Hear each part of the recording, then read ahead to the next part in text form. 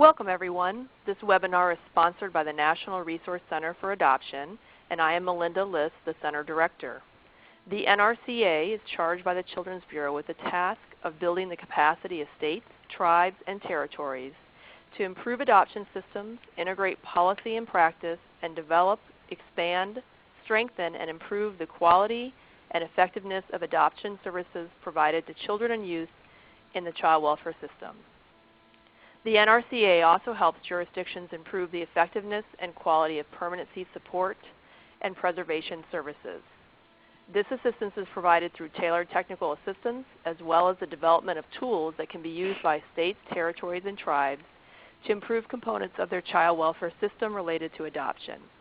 For more information about the services of the NRCA, please visit us at www.nrcadoption.org, or you can also call us at 248-443-0306.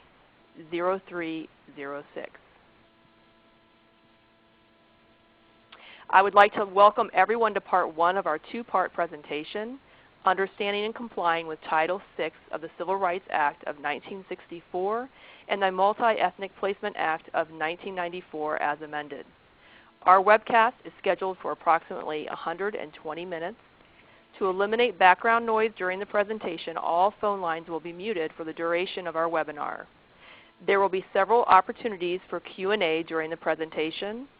During these Q&A portions of the webinar, you may ask questions or submit comments by typing in the chat window, which is located at the left of your screen. When finished typing, click on the Send button to submit your questions and comments. You may also dial the operator by pressing 14 on your phone to speak directly with presenters. Our presenters will answer as many questions as time permits. After the conclusion of our presentation, additional questions and comments may be emailed to nrc@nrcadoption.org. I would now like to introduce Rose Handon, Regional Lead Consultant for the NRCA. Dr. Rose Handon is a licensed social worker and retired Human Services Administrator from the Ohio Department of Job and Family Services. In Ohio, she had oversight of all child welfare programs and policies. She has played an integral role in providing states, agencies with technical assistance and consultation on understanding and complying with Title VI of the Civil Rights Act of 1964 and the Multi-Ethnic Placement Act of 1994 as amended. Rose? Thank you, Melinda. I appreciate that introduction. For our participants, we are quite excited that you have chosen to be with us for this important subject matter. We encourage public administrators, practitioners, and private provider stakeholder agencies to advance the discussion about MEPA and Title VI inside your organizations. This will ensure an opportunity for ongoing attention toward improved practices and our policies governing placement decision-making for children in care. I would like to introduce our panelists on the call today, and that is Meg Goldberg, who is a mediator in Portland, Oregon. Meg contracts with the Oregon Department of Human Services to provide cooperative adoption mediation. She is a consultant with the National Resource Center on Adoption, providing technical assistance in the areas of post-adoption communication and mediation and MEPA/IEP. Deborah Goodman, who will be with us for Part 2 session, has worked for the Oklahoma Department of Human Services for 37 years. She has been with the adoption section at the state office for 22 years. She began her tenure with the state office as a program field representative overseeing minority adoptions and recruitment. Ms. Goodman has had a key role in the development and implementation of the SWIFT Adoptions Program. Currently, she serves as the Oklahoma Program Administrator for Adoptions. Her area of expertise is recruitment and special needs adoption, and we look forward to hearing from her during Part 2. For today, this is Part 1 of a two-part webinar presentation. Part 2 will take place on Tuesday, February 4th from 1 to 3 p.m. Eastern Standard Time. Please be sure to register for Part 2 of this series by clicking the registration link in your webinar reminder email. Please note the curriculum for this webinar has been written and authorized by the U.S. Department of Health and Human Services, Administration for Children and Families, and the Office for Civil Rights. As a result, it is critical that we deliver the content using the Pacific language that has been approved by our federal partners. We also realize that some participants may have questions concerning the intersection of MEPA and ICWA, the Indian Child Welfare Act. Participants who would like additional information about the intersection of MEPA and ICWA are encouraged to contact their ACF regional offices, who will work with the ACF Policy Division to respond to your specific inquiry.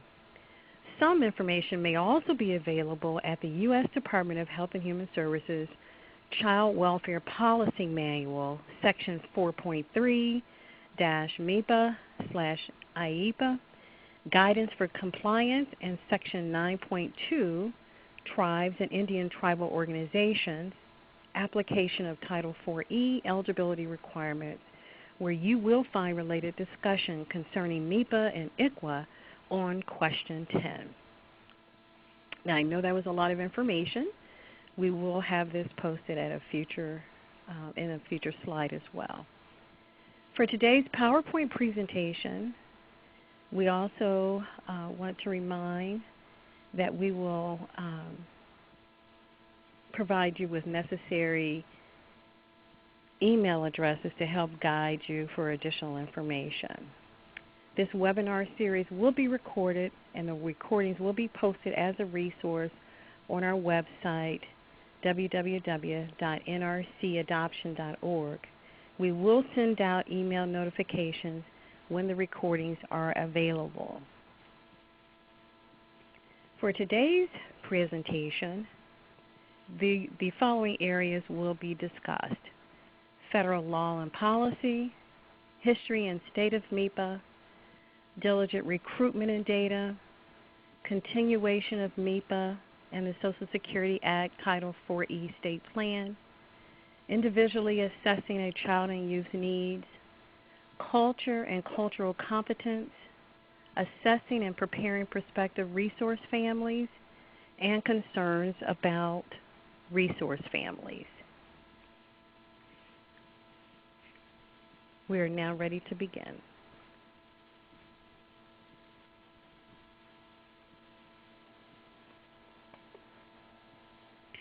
Our objectives of the training will be to explore values and assumptions regarding our C&O in foster care and adoptive placements. We also want to explore the requirements of MEPA, to explore the requirements of Title VI and how they are linked to MEPA, and to explore some MEPA and Title VI practice issues. Further, we'd like to explore the impact of MEPA on recruiting foster parents and adoptive parents, to increase knowledge of placement practices that comply with MEPA and Title VI, and to increase the knowledge of corrective action and financial penalties related to noncompliance with MEPA and Title VI. Our core competencies of this training will be to identify tools and techniques that help prepare families to make informed decisions and help agencies support them in those decisions. Further, we would like to define and implement action strategies to ensure that practice is compliant with MEPA and Title VI. Our participants from this training today will be able to identify one's own personal values and how they impact their professional practice. You'll be able to identify and explore examples of delay and denial in foster care and adoptive placements. And you'll be able to identify the impact of MEPA and Title VI on recruitment and placement activities. And I'll transition over to Meg.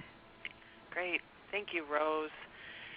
So we're now going to talk about what exactly is MEPA and Title VI and how are they relevant to the child welfare agencies. So the Multi-Ethnic Placement Act of 1994 as amended by the Inter-Ethnic Adoption Provisions of 1996, and we'll refer to as MEPA, is a federal law that governs the manner in which Title 4B and 4E agencies make placement decisions that involve race, color, or national origin, which we'll refer to throughout this presentation as RCNO. And Title 6 of the Civil Rights Act of 1964 is a federal law that prohibits discrimination on the basis of RCNO by recipients of federal financial assistance. We'll now discuss these federal laws and how agencies must practice in light of these laws.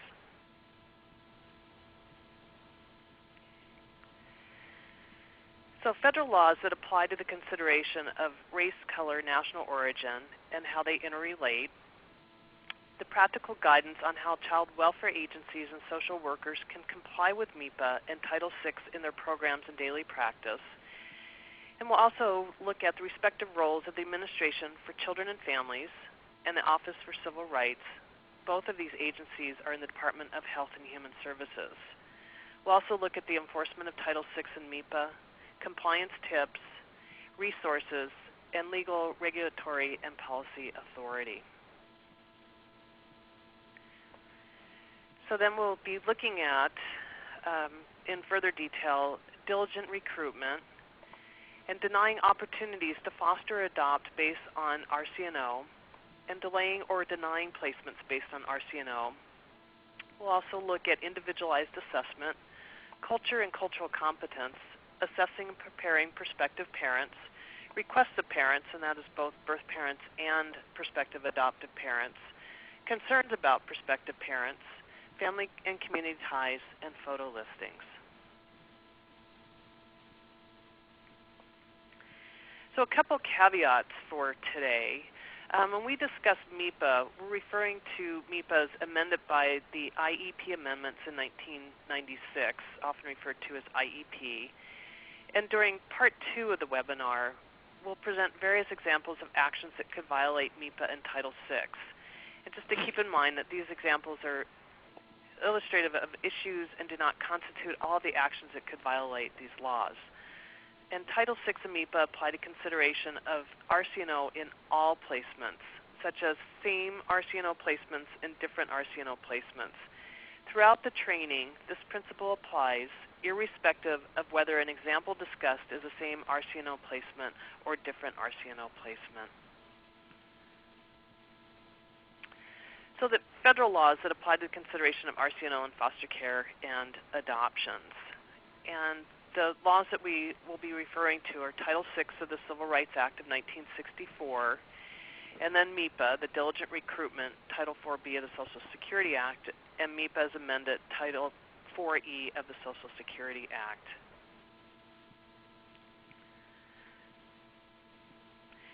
And then the entities to which these laws apply. So Title VI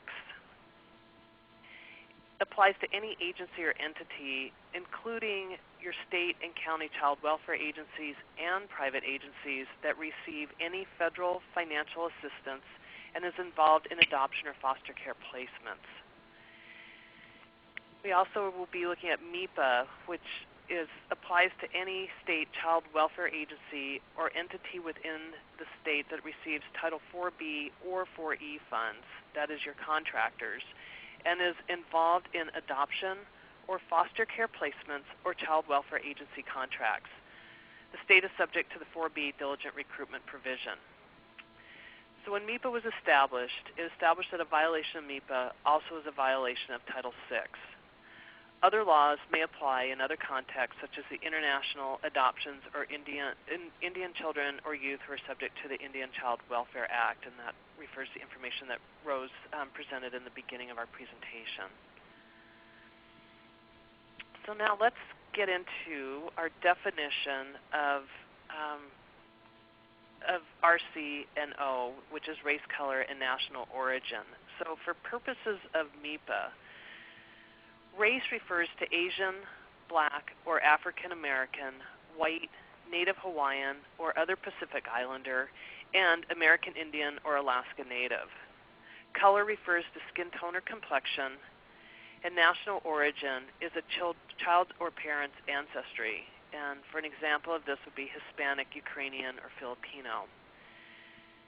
Discrimination on the basis of ethnicity is encompassed by Title VI's prohibition against national origin discrimination.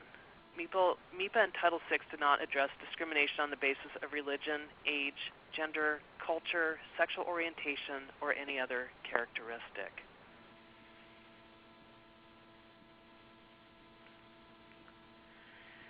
And now to look at Title VI and strict scrutiny, and just so that y'all don't have to feel like you're having to be a first-year law student to understand some of this, we'll just go over some of the slides in front of you. So Title VI prohibits discrimination on the basis of RCNO by recipients of federal financial assistance. Below are some examples of discrimination prohibited by Title VI.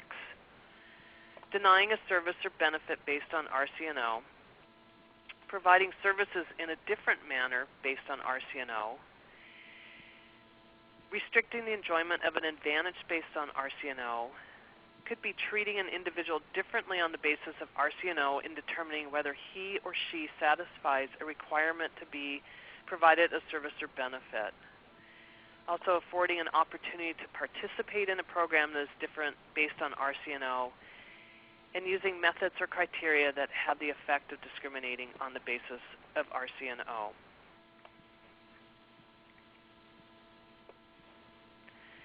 And consideration of RCNO under Title VI is assessed under a strict scrutiny standard. Under the strict scrutiny standard, consideration of RCNO must be narrowly tailored, that is, justified as necessary to achieve a compelling interest. And advancing the best interest of a child or youth is the only compelling interest that satisfies the strict scrutiny standard. Consideration of RCNO must be on an individualized basis. So in summary, a child welfare agency may consider RCNO only if it has an individualized determination that the facts and circumstances of the specific case require the consideration of RCNO in order to advance the best interests of the specific child or youth. Any placement policy or action that takes RCNO into account is subject to strict scrutiny. And now I'll turn it back over to Rose to talk a little bit about the history of MEPA. Thank you, Meg. In 1994, Congress passed MEPA, and the purposes of MEPA are to decrease the length of time that children and youth wait to be adopted, also to facilitate identification and recruitment of families that can meet the child and youth's needs, and to prevent discrimination on the basis of RCNO. MEPA was amended in 1996 by the IEP to affirm and strengthen the prohibition against discrimination by removing potentially misleading language regarding the consideration of RCNO. Also by strengthening compliance and enforcement procedures by, among other things, requiring the assessment of a penalty against a state or agency that violates MEPA. MEPA supplemented existing legal standards prohibiting discrimination on the basis of RCNO, based upon the Equal Protection Clause of the 14th Amendment to the U.S. Constitution and by Title VI. Agencies may not consider race, color, or national origin on a routine basis when making placement decisions, and we will discuss when agencies may or may not involve RCNO when making placement decisions. Thank you, Rose. And now I'll go ahead and talk about Title 4B and Title 4E of the Social Security Act. So Title 4B and 4E are two complementary state plan provisions that relate to RCNO. And Title 4B addresses prospective parent recruitment, and the Title 4E addresses consideration of RCNO during the placement process. And with MEPA, the diligent recruitment section is under Title 4B of the Social Security Act. And as part of its Title 4B state plan, each state must provide for the diligent recruitment of prospective foster or adoptive parents who reflect the race and ethnicity of children or youth currently in the state foster care system for whom homes are needed. And diligent recruitment is that a state may conduct recruitment activities for the purpose of recruiting parents who reflect the racial and ethnic diversity of the children or youth in care who need homes. The state may also develop its own diligent recruitment plan or utilize the services of a private recruitment agency that specializes in understanding a specific community or identifying families for a specific group of children or youth. The diligent recruitment provision does not require an agency to recruit prospective parents for the purpose of increasing the number of transracial placements. And in conducting these diligent recruitment activities, the state must allow prospective parents to participate in general recruitment activities irrespective of RCNO. And the state must also accept applications from prospective parents who are not from one of the communities on which the agency currently is focusing its efforts, and must include them in general recruitment activities.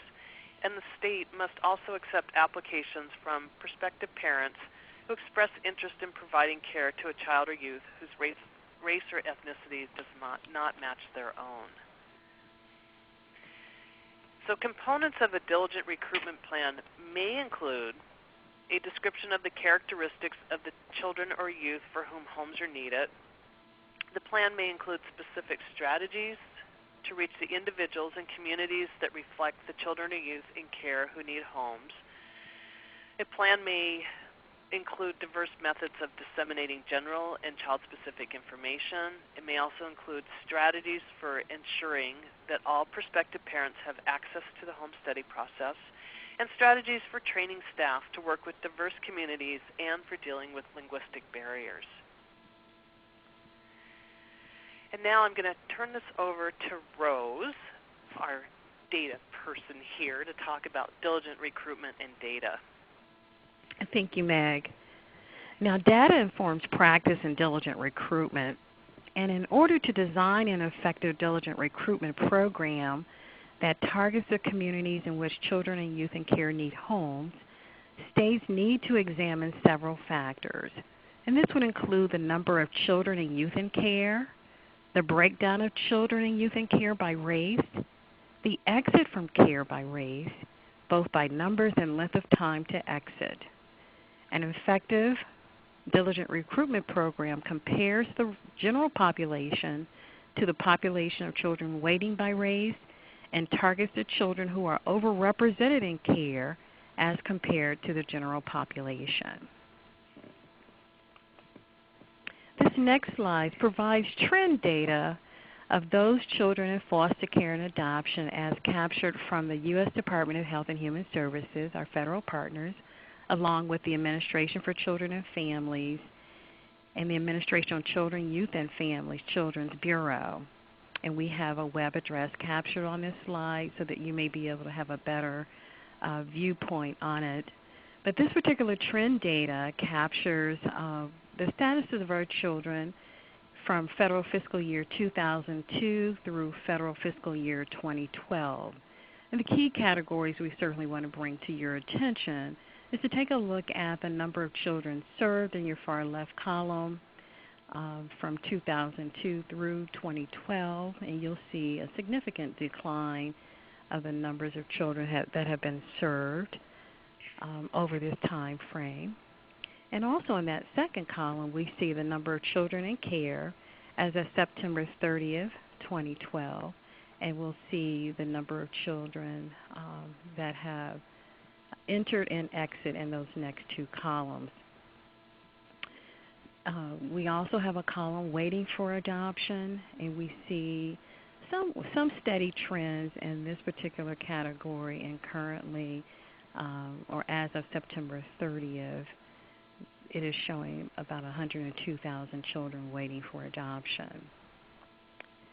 And we see a flat trend for parental rights terminated, as well as for those children that have been adopted. A definite flat trend on that last column, showing between 2002 through 2012 the number of children that have been placed for adoption. We still have a high number of children waiting for a permanent placement. As we look at some of our national data, we show 397,122 children and youth were in out-of-home care at the end of fiscal year 2012. And of these children and youth, approximately 42% were white, 26% were black or African American, 21% were Hispanic of any race, 6% were two or more races, 2% were American Indian, Alaskan Native, 3% were unknown or unable to determine, and 1% were Asian. And again, this is coming from our federal partners as listed on your slide there. Also from our national data, we're showing approximately 101,666 children and youth in care in out-of-home care at the end of fiscal year 2012 waiting to be adopted. And from this data, we're showing the children waiting were 41% were white, 26% were black or African American, 23% were Hispanic of any race, 7% were two or more races, 2% were American Indian, Alaskan Native, and 2% were unknown or unable to determine. And from our data, we're also showing 44% were 5 years of age or younger, and 58% were age 6 or older. Also from our national data, there were 52,039 finalized adoptions from the public child welfare system in federal fiscal year 2012. And of these adoptions, 56% of the children and youth were adopted by their foster parents, 30% were adopted by relatives, and 14% were adopted by non-relative resource families. Other national data from 2010 shows a racial breakdown of the general population according to the U.S. Census Bureau.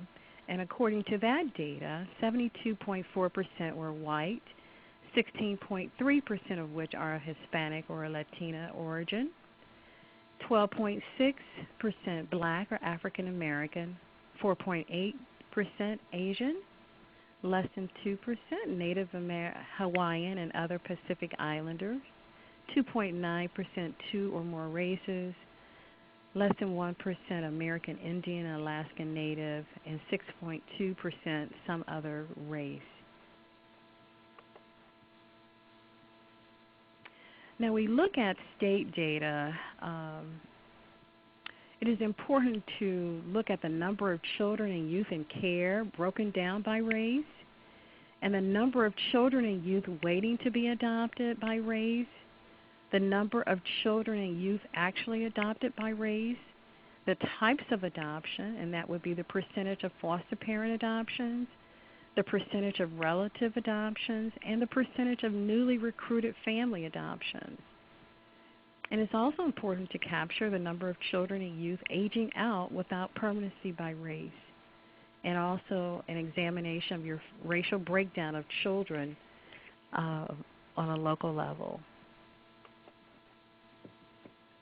The importance of data. It is important to identify and know the number of children and youth in care broken down by race. In addition, the number of children and youth waiting to be adopted, the number of children and youth aging out without permanency by race. Comparing your data to general population determines if overrepresentation by race exists, and your recruitment efforts should follow your data. It's very important to know data for your communities and for your state. I also want to emphasize that diligent recruitment should not be viewed as a separate system. It should be part of the overarching process for achieving permanency from the day that a child or youth enters into care.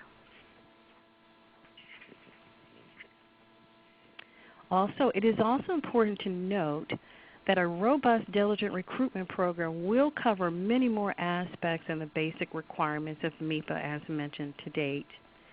We encourage participants to contact the National Resource Center for Diligent Recruitment at the email or number that is listed at the end of today's presentation for additional information. The National Resource Center for Diligent Recruitment has developed a new navigator tool that can greatly assist your communities with the development of recruitment programs.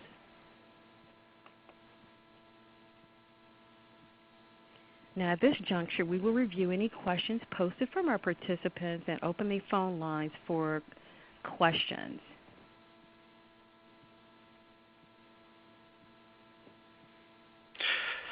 Ladies and gentlemen, to register a question, please press the 1 followed by the 4 on your telephone.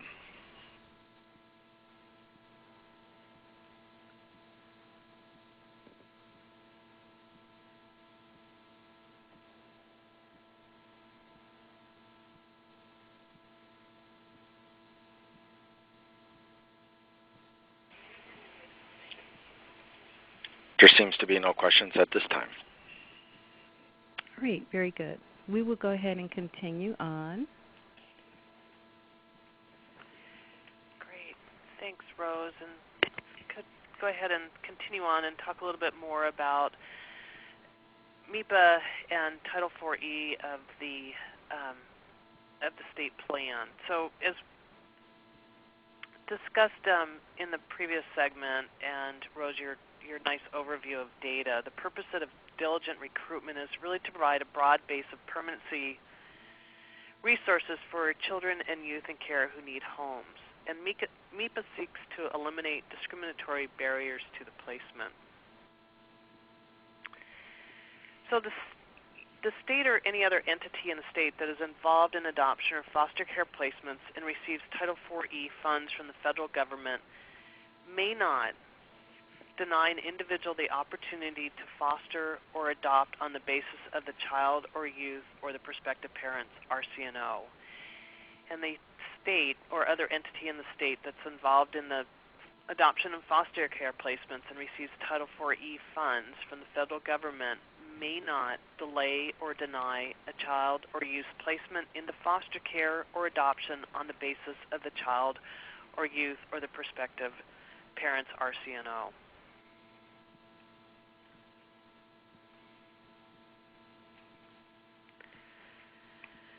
And denial of an opportunity.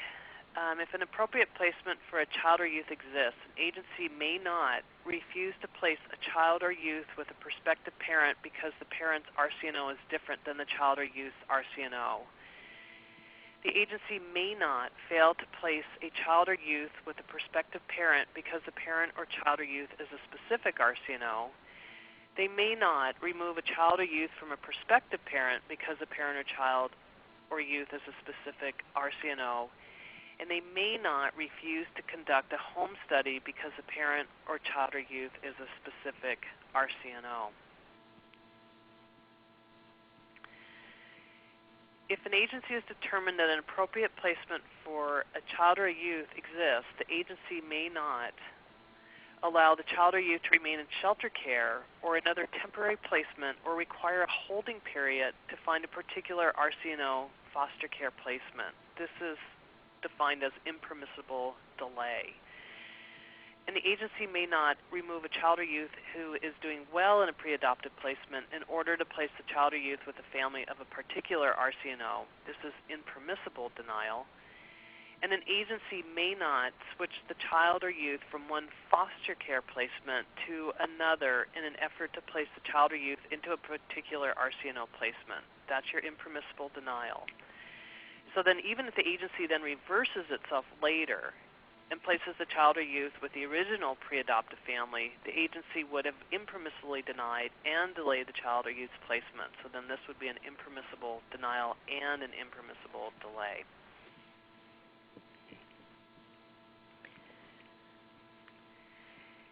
Meg, can we go back to two previous slides, and that's dealing with delay and denial?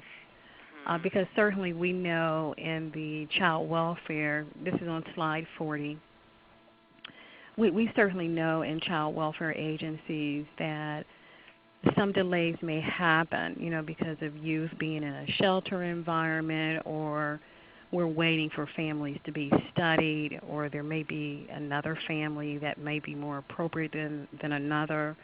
So could you just revisit those 2 slides again, please?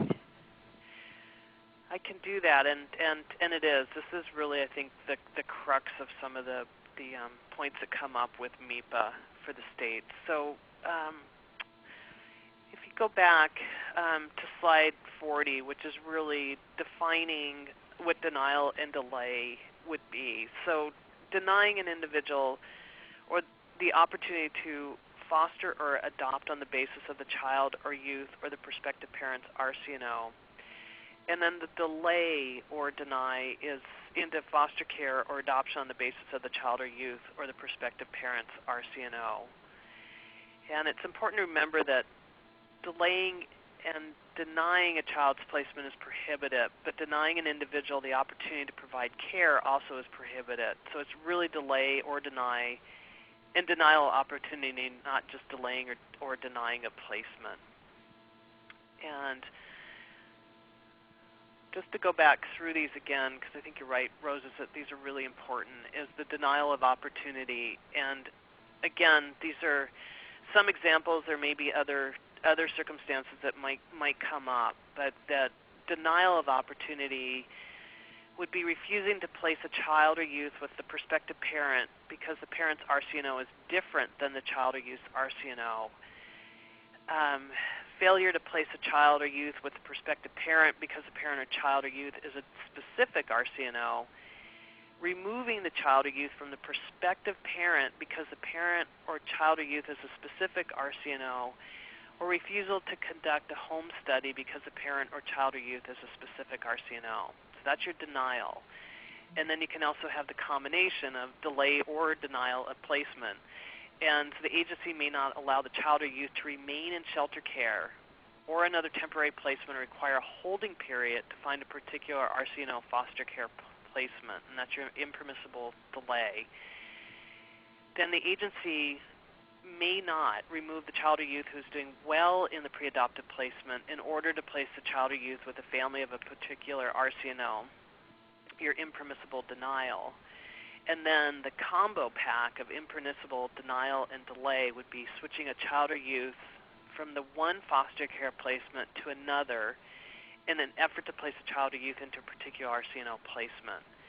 And then if there's the reversal on itself, then and placing the child or youth with the original pre-adoptive family, the agency would have impermissibly denied and delayed the child or youth's placement. Let's go back to slide 16. I see that there are some questions surrounding RCNO again, and throughout the slide we're going to be talking about RCNO. So for those that may have signed on later than before we got to slide 16, or after slide 16, let's go ahead and revisit that again, because we're going to be talking about RCNO throughout sessions 1 and 2, and it is definitely a core factor associated with MEPA. So let's revisit that, and I would certainly encourage those on the phone to just bookmark this particular slide because it is very critical. So Meg, if you would do that, please. Yeah, and just to review that again, is that for RCNO, we have race, which is defined as Asian, Black, or African American, white, Native Hawaiian, or other Pacific Islander, and American Indian or Alaska Native. And color refers to skin tone or complexion. And national origin is a child or parent's ancestry, and examples of this are Hispanic, Ukrainian, or Filipino.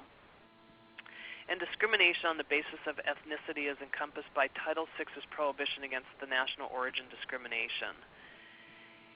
And then to remember that MEPA and Title VI do not address discrimination on the basis of religion, age, gender, culture, sexual orientation, or any other characteristic. But really referring to is when we talk about RCNO, it's the definitions on the slide is what is considered race, color, national origin for the purposes of MEPA.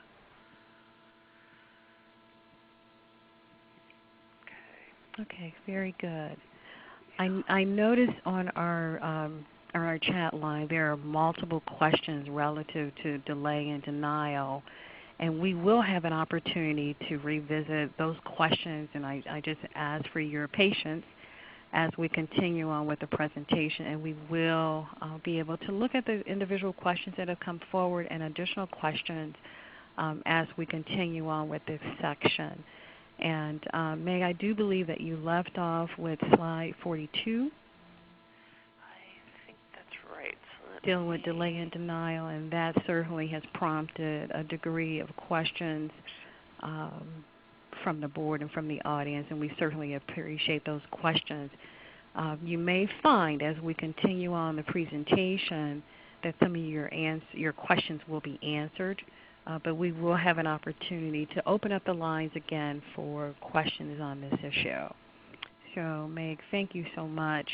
I will acknowledge certainly from the field that this is the discussion of delay and denial is such a major point of discussion when we've been on site with state agencies. This is probably one of our largest discussion points relative to what an agency may or may not do with a child in care and the movement of children into a permanent home. And certainly we'll continue to look at that as the lines open up. So thank you, Meg. Yeah, thanks, Rose. We're going to transition on to slide 43, and this is dealing with the individual assessment of a child and youth's needs. And individual assessments are at the core of MEPA and Title VI, and also are at the core of good social work practice, understanding the child and youth and his or her history, their needs, their family situation, and personality.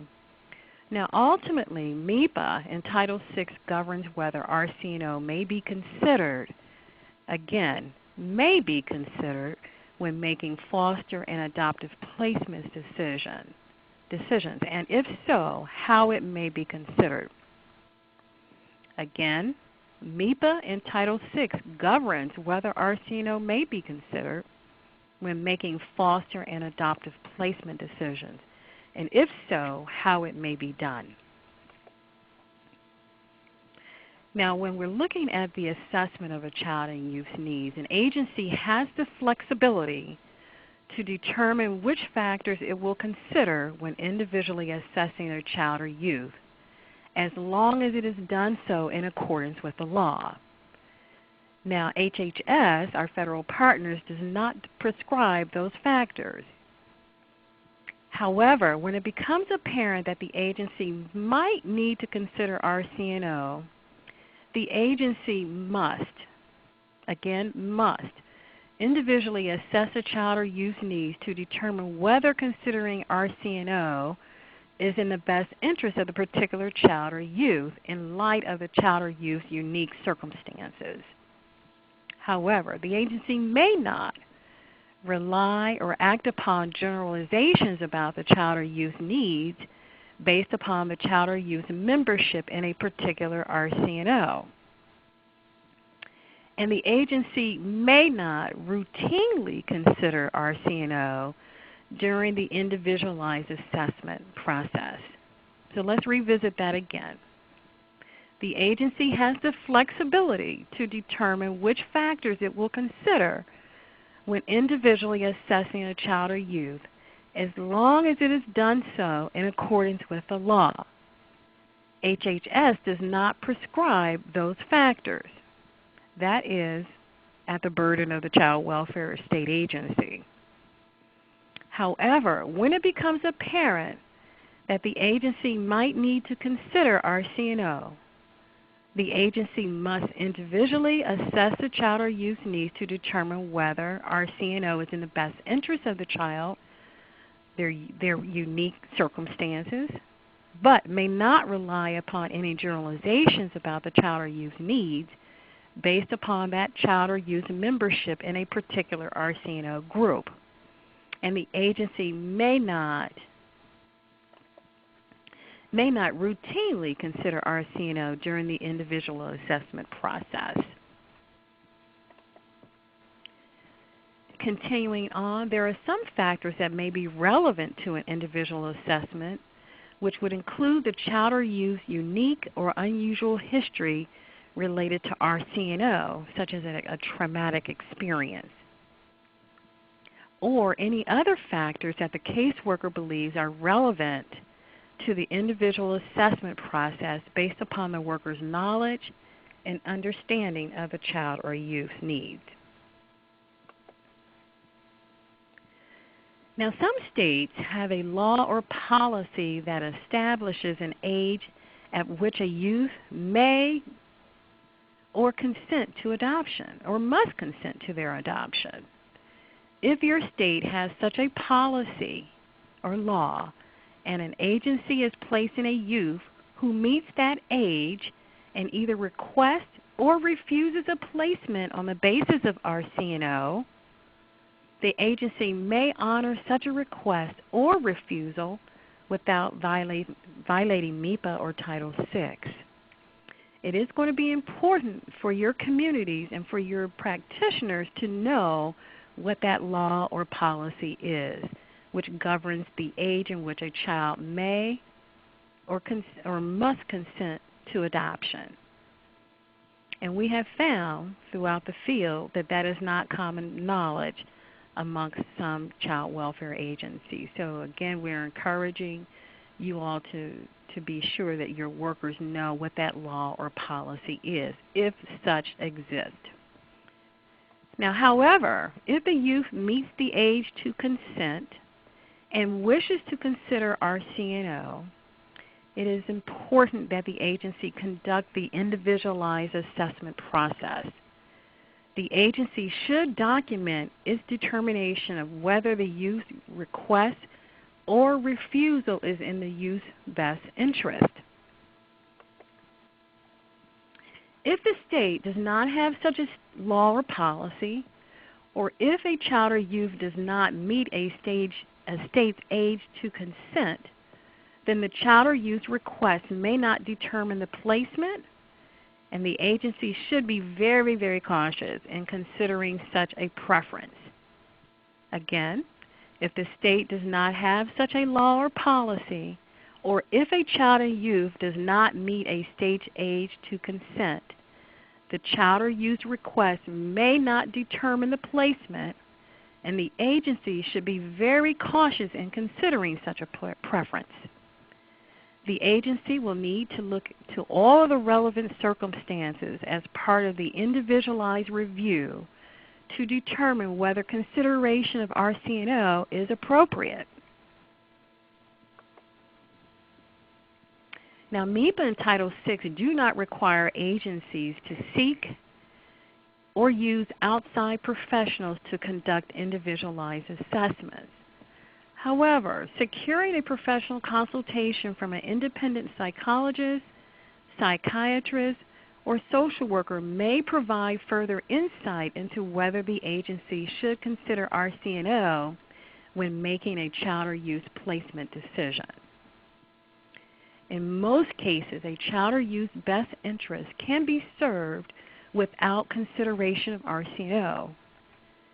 Consequently, it would be rare that an individualized assessment would reveal that the agency needs to consider RCNO. If an individualized assessment reveals that it is necessary to consider RCNO in order to advance the best interest of a particular child, the agency may do so, but only to the extent necessary to advance the best interest of the child or youth. While applying this standard, consideration of RCNO should not be predominant unless the individualized assessment reveals that such consideration of RCNO is necessary to advance the child or youth's best interest.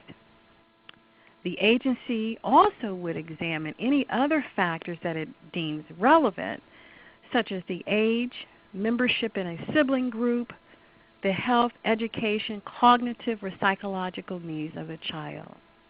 The agency has the flexibility to determine how to weigh those factors.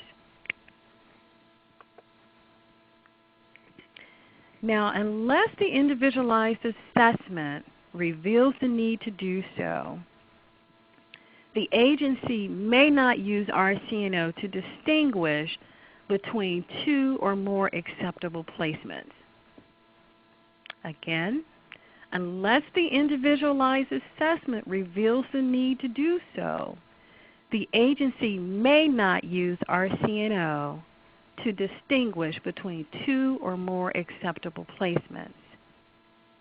The agency may identify differences between and among families who are equally well suited to provide care to a child or youth that do not involve consideration of RCNO.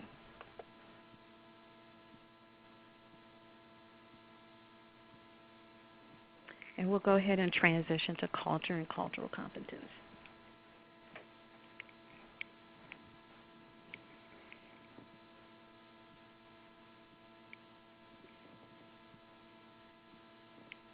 Meg?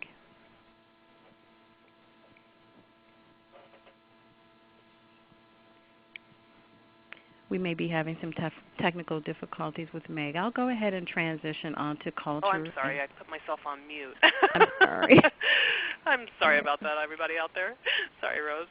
So what I was talking to myself about was with culture and cultural competence that can be a sticky issue when we talk about MEPA and Title VI and placement decisions and assessing parents for cultural competence before placing a child in a parent's care.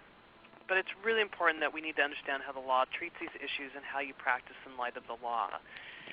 And MEPA and Title VI do not address the consideration of culture and placement decisions, and Health and Human Services does not define it. An agency may not use culture or to replace or serve as a proxy for routinely considering RCNO, which is prohibited. Some acceptable non-discriminatory cultural issues to discuss with the family during a home study may include holidays, ability to communicate, religion, or food. And an agency may not assess a family or parent's ability to parent a child or youth of a particular RCNO through the use of a cultural competence test. And an agency should be cautious when assessing or considering a child or youth or family's culture on a home study form or elsewhere. So the agency may not assess or ask prospective parents to assess whether they are competent to parent a child or youth whose RCNO differs from that of the parents. Throughout the family's interaction with the agency may not ask or consider the following. Why does the family want to parent across RCNO lines? What does the family know about RCNOs different from its own? And whether a family's activities reflect a knowledge of or appreciation for the RCNO of the child or youth the family wishes to parent. An agency may not require prospective parents to take different or extra steps in order to parent a child or youth who is in foster care on the basis of the parent or the child's RCNO. And the agency may not single out parents who want to parent across RCNO lines or require them to learn about a different RCNO. The agency may not create or allow a different child welfare process to which parents who wish to foster adopt a child or youth of a different RCNO are subject. Some examples of this are a longer, more invasive home study process, such as examining issues for those who want to parent across RCNO lines that the agency does not examine for same RCNO placements. Other examples would be requests that are specific to families who plan to parent across RCNO lines. An example would be requiring parents to develop a trans-RCNO parenting plan. And the agency may not create or allow a different child welfare process, such as requests that a prospective parent learn about a different RCNO in advance of parenting such a child or youth. For example, requiring the family to purchase or review specific material or interact with individuals of a particular RCNO. And an agency may offer training to prospective parents parents about parenting a child or youth of a different RCNO as long as it is offered to all parents, regardless of whether the parents plan to foster or adopt a child or a youth of a different RCNO. And they may offer training prospective of parents. Participation in the training is not a precondition only for parents who want to pursue a trans RCNO placement. The training may provide information to parents that will help them care for their child or youth, including information about hair care or other personal care issues. An agency may also offer trans RCNO parenting information to prospective parents who request it, but the agency must ensure that the information is consistent with MEPA and Title VI, and that the information is provided regardless of the prospective parent or the child or youth's RCNO. And the agency must ensure that a prospective parent is not pressured to receive such information, even if the parent expresses interest in the parenting across RCNO lines, and it must not be used as an assessment or home study tool.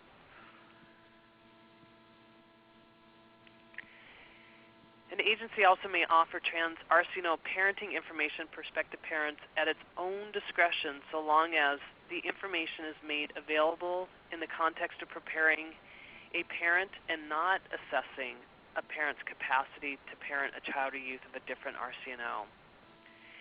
And the consideration of the information or participation in related services is not precondition for parents who are of a certain RCNO or who want to pursue trans RCNO foster or adoptive placement.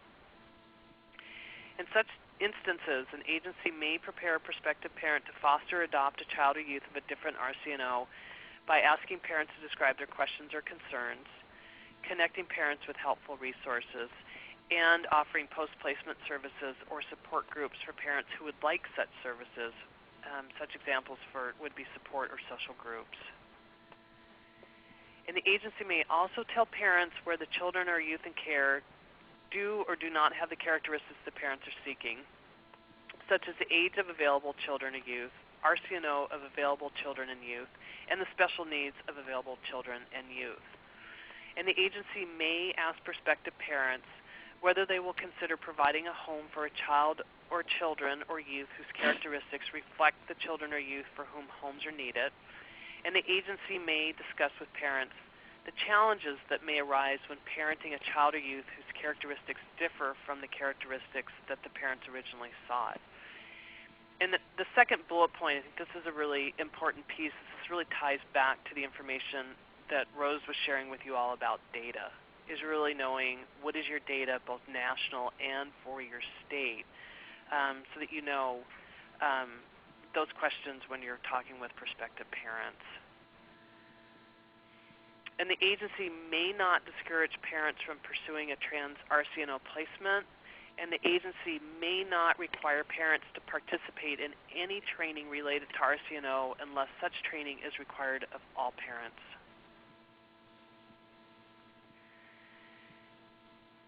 And concerns that might come up about prospective resource families, that an agency may decline to place a child or youth with prospective parents whose comments or beliefs make clear that placing this child or youth in a specific RCNO with a prospective parent is not in the best interest of those children or youth. And where the family expresses prejudice about people of a certain RCNO but still wishes to foster or adopt the child or youth of that RCNO, the agency should delve further into these issues. And if the agency believes that the parent should not parent any child or youth of a certain RCNO, the agency should document the reasons for that belief or for its resulting placement decision.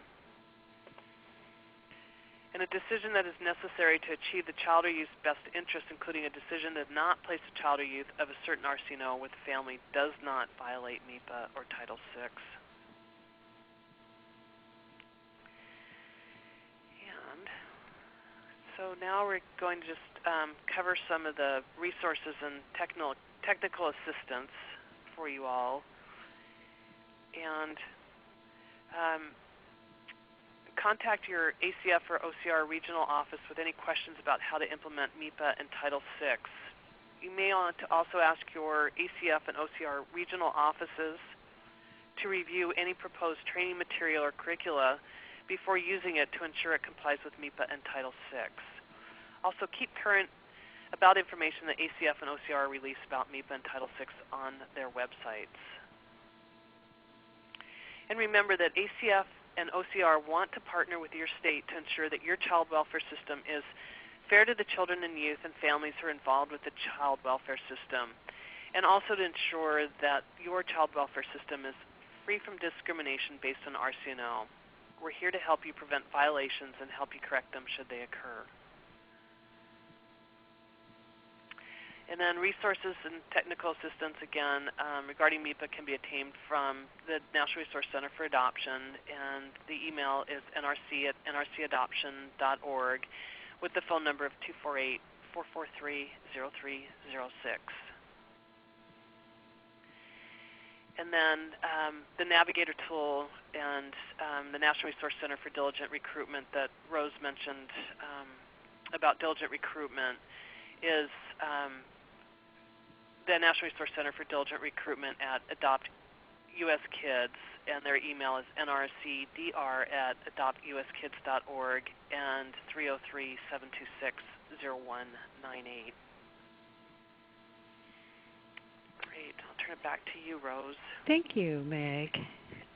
And I certainly want to revisit the NRCDR information once again, because the Navigator tool is something that's fairly new that has been provided. So I want to go back to slide 68 just briefly. Just want to make sure that you have that email address posted and bookmarked somewhere in your toolbox. Again, nrcdr@adoptuskids.org, 303-726-0198. We will now address any additional questions or comments based upon the presentation to date. I see we have about 25 questions, and you may submit any additional questions by typing in the chat window, which is located at the left of your screen. When finished typing, click on the send button to submit so that we may receive those questions. You may also dial the operator by pressing 14 on your phone to speak directly with any of your presenters for today. We have a question from Jackie asking, should the child's ethnicity be removed on the home study due to MEPA? Are we able to talk to Jackie directly, or is that just a closed question right now?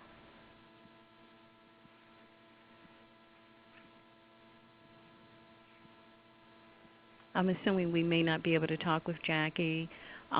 There are standard home study tools across many of our states across the country, and many of those home study tools have been updated to make sure that it's MEPA compliant. Without being able to take a look at the home study tool at this moment, it's kind of difficult to answer her particular question. But I would like for our NRCA to record that question, and let's have an opportunity to further talk back with Jackie about their current home study tool, because there may need to be some further assistance or support relative to what that home study tool looks like for that particular state. Dina asks, what if all variables in two families are equal, but one matches the child's RCNO? Is that allowed? I'm going to ask Meg if she will weigh in on that, and then I do have some additional thoughts, and that is generally you don't see that all families are equal.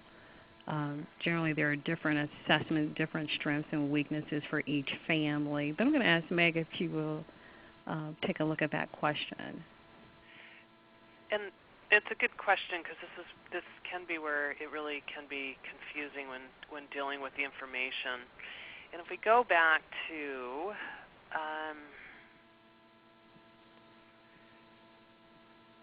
one of the slides that actually we had that. So it's actually really looking at RCNO not coming into consideration when you're weighing the two prospective families. And some of this is really, again, having the really good tools of really looking at all of the information available for the two prospective parents, irregardless of RCNO, and making that decision. And did you have some other points on that, Rose? Well, I think when you talk about the families are equal, I think it's just very important for us to, as practitioners, to make sure that the assessments are clearly documented on each family, and that the assessments on the child or youth or children are very comprehensive, so that the selection can be tailored to support the best interest needs of the child. But I don't often see that families are equal in strengths and weaknesses.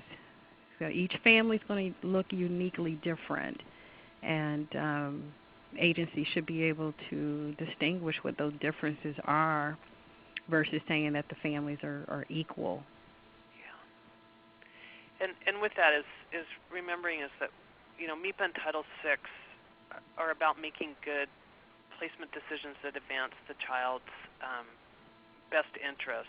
And so it's really looking at what are the types of issues that you're considering other than the RCNO to really look at what's a good placement decision for that child or youth.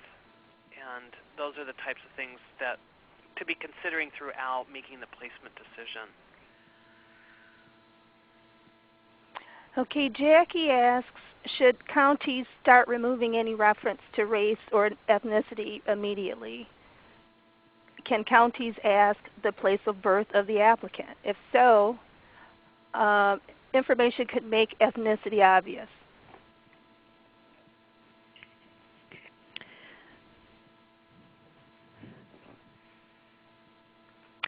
We certainly appreciate that question, and it's a broad question in nature because it begins to ask the question about your inquiry tools. You know, what kind of inquiry tools are the states and local agencies utilizing to capture the applicants as they're coming into the door to inquire about children.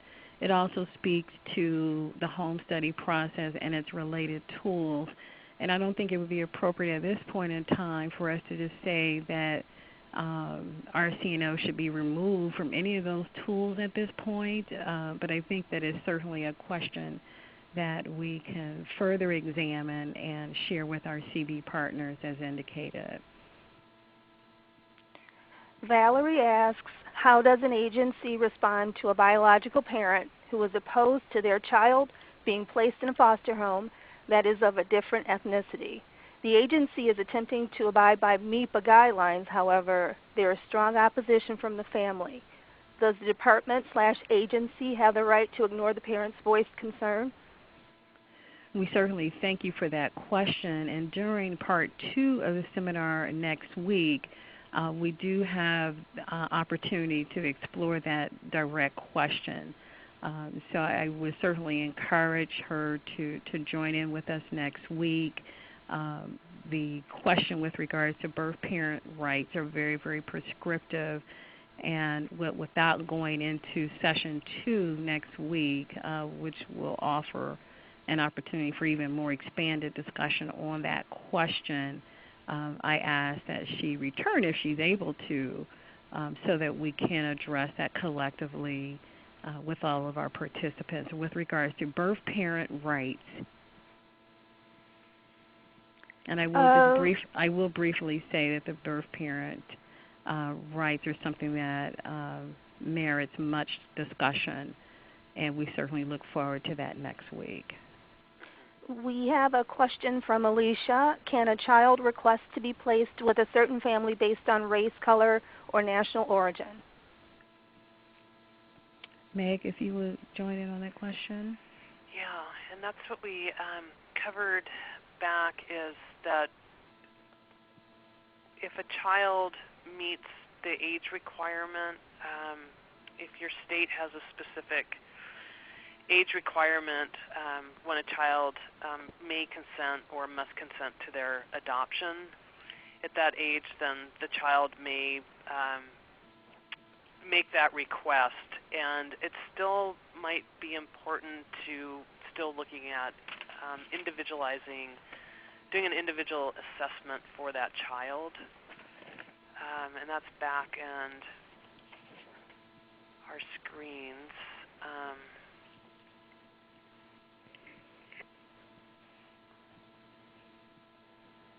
Find it right now, but anyway, cover that part of it. Is that if the child or youth meets the age requirement under your state law, they can make that request. So it would be contingent upon the age of the child and certainly the assessment of the child. Those are key issues relative to that question. Mm-hmm. Thank you for the question. Carmen asks, what are some examples of traumatic experiences? All right, I believe that this was in response to considering RCNO based upon a child's traumatic experience. I would just briefly say, and this is just one example, and there could be many, many more, but one example may be a child may have been reared in a particular RCNO and had some adverse experiences or some reactions to those challenges in his or her home, and that there's documentation from a third party and or observations from the caseworker that the child has disdain or some real challenges with regards to a particular RCNO, but it's documented. There's been discussion and some evidence to support, perhaps from a clinical assessment, that the child may suffer or certainly may have some adverse reactions to a particular RCNO. And so that would be clearly documented in the child's records, and there would be discussion to help move the child forward from those concerns if indicated, and if it appears as though those experiences merit some regard or some concern about placing a child in a particular RCNO, those would be clearly documented and assessed and discussed at the agency level. Thank you for the question. Ginger asks, can you explain further the point about may not routinely consider RCNO during the individualized assessment?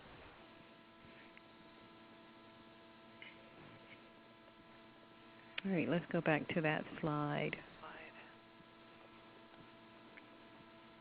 I believe that slide that's featured here on 49 certainly addresses that, but Meg, would you weigh in on that? Yeah. So can you repeat the question again,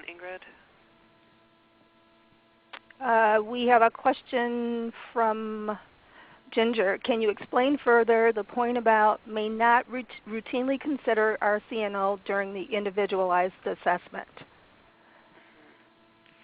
And so it's really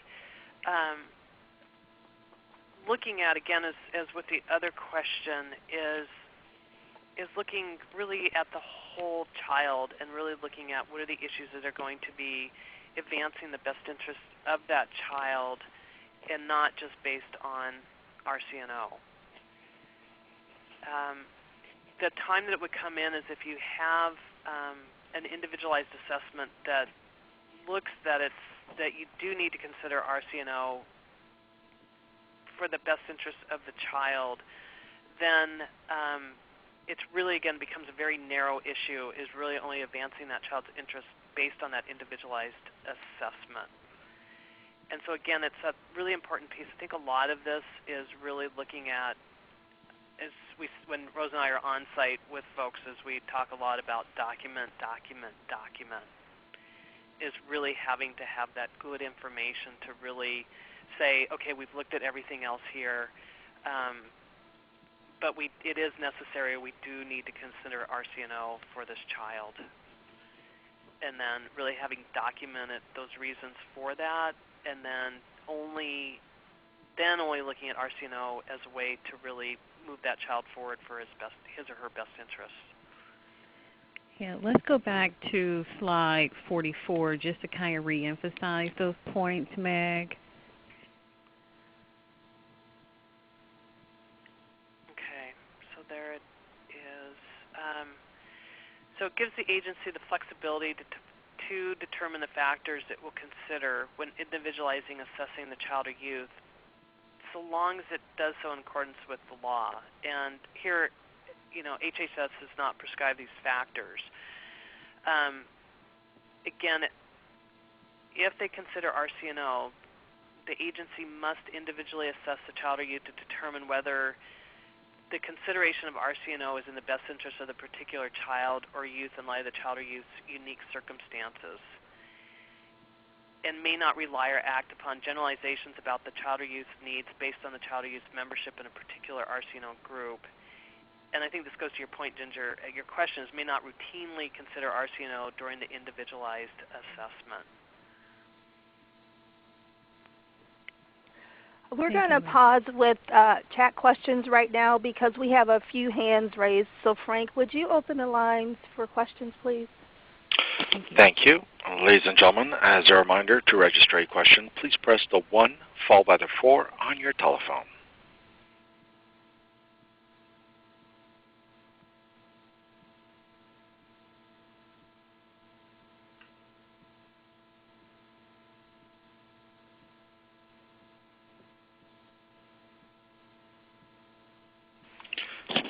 There seems to be no questions at this time.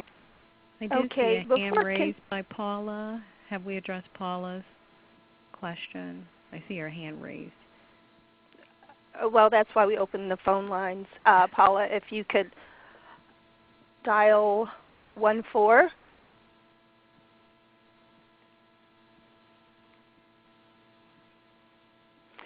And I'd just like to address, I've had several questions about the PowerPoint handout, and I'd like to say that it was available in your meeting reminder and your meeting confirmation email, but if you still aren't able to find the handout, we can certainly send it to you after the webinar ends. Thank you, Ingrid.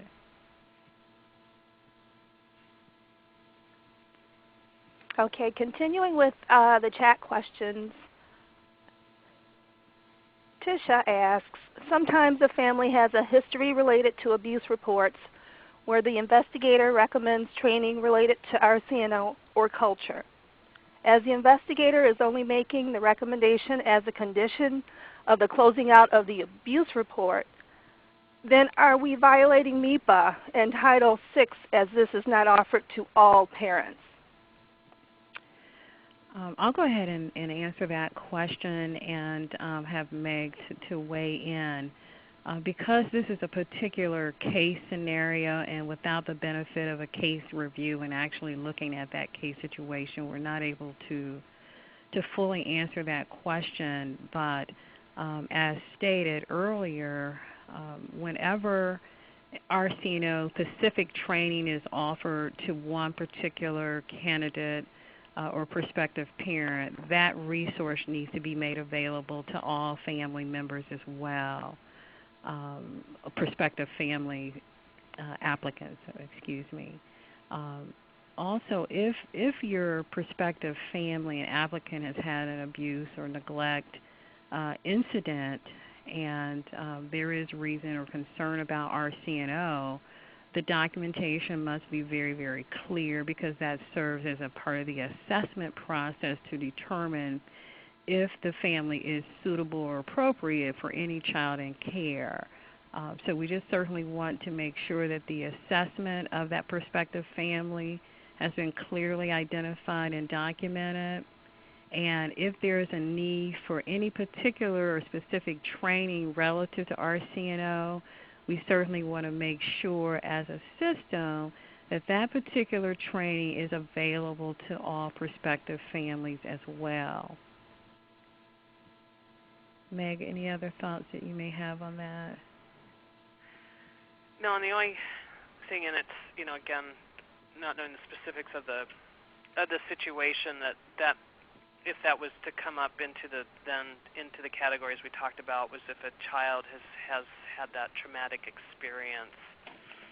then again, documenting that information, and again, it's, as Rose had said, is that if it's offered to one family, is making sure that it's available to all families. Julie asks, related to a cross-race placement of a Native American child, can we ask families to develop a cultural plan for the child's tribe about how the family will keep the child tied to its tribal affiliation? I'm going to ask Meg to weigh in on that because we did talk earlier on a slide that a cultural competence plan, and I think that this would fall, that question would fall into that category, would certainly relate that is prohibited. Meg, if you will weigh in on that, and it appears that a part of that question may be appropriate to submit to our Children's Bureau as well. But Meg, if you will just weigh in. Yeah, and I think that one is actually, you know, is remembering is is with cultural competence is not using culture as a proxy for RCNO, but I guess that with the question is I wanted to be really careful that I think that would be a really good question that we would send to the Children's Bureau for further information on that part of it, because it's getting more into, I think, into ICWA kind of questions. And it would be better to really, I think, have a better understanding of that from the CB. Thank you, Meg. We have a question from Joanne. Does the individual assessment apply only to state agencies? The individualized assessment should be for not only the state agency, but if they're contracting for services with a private provider, and if any federal financial assistance is being received, the rule still applies. And I think it's an excellent question because some agencies may feel, well, we contract that service, or our private providers provide this service. And for any agency that is receiving any type of federal financial assistance, these rules do apply and must be adhered to. Thank you for the question. Caitlin asks, are there repercussions for violating MEPA or Title VI? Well, we're certainly getting into next week's presentation, and the simple answer is yes. But Meg, will you just add on? We're not going to go into that in depth because we certainly have an extended discussion about that on next week, but if you would like to add some additional thoughts. Yeah, and stay tuned for next week, because that is definitely something that we'll be discussing in detail, and we'll be talking more about individual violations and also systemic violations that may come up under MEPA. And we'll cover that, but yes, there's definitely some consequences to that. We'll take one more question before we close. However, I'd like to say that the additional questions or comments that we received will be addressed later on. But right now I'd like to address the question from Kathleen. Would an ethnicity of potential foster adoptive parents need to be captured in order to produce data about available placements?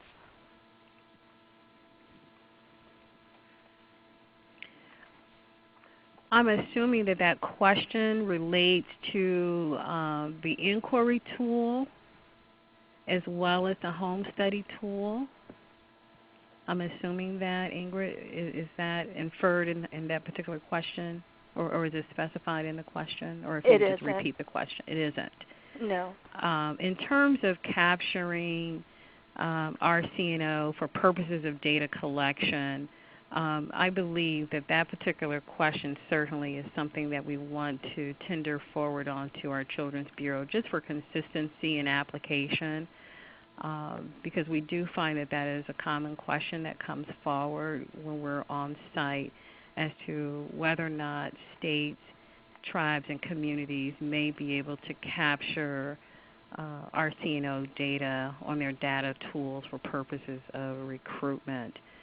So we certainly want to tender that on to our Children's Bureau, and we'll also engage in a dialogue with our partners from NRCDR relative to the tools and tracking systems that's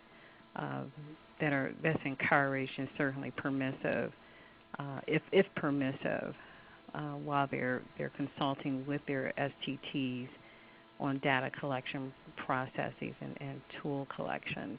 So we'll certainly advance this question, record the question, and submit it to our Children's Bureau.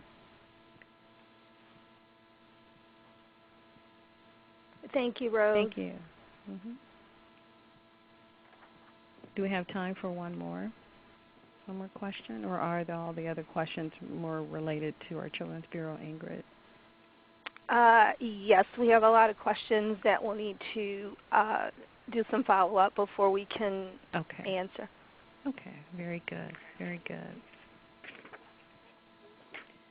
Well, we're at the stage in which we're about to wrap up this particular portion of the webinar, and we certainly do appreciate your time and your participation on today.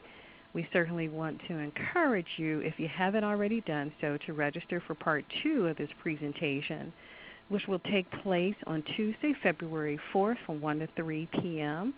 You may register by clicking the registration link in your webinar reminder email or contact Ingrid Parks at iparks, P-A-R-K-S, at nrcadoption.org for additional assistance. At the end of this webinar, you will be automatically directed to a brief survey provided by the Public Research and Evaluation Services, the independent evaluator for the NRCA. The NRCA would appreciate your feedback regarding this webinar presentation. Survey responses are confidential and will be reported to the NRCA in group summary format only. Again, we thank you for your time and attention on today's webinar. We look forward to your return on next week relative to MEPA and understanding compliance with Title VI of the Civil Rights Act of 1964. Again, thank you and have a wonderful week.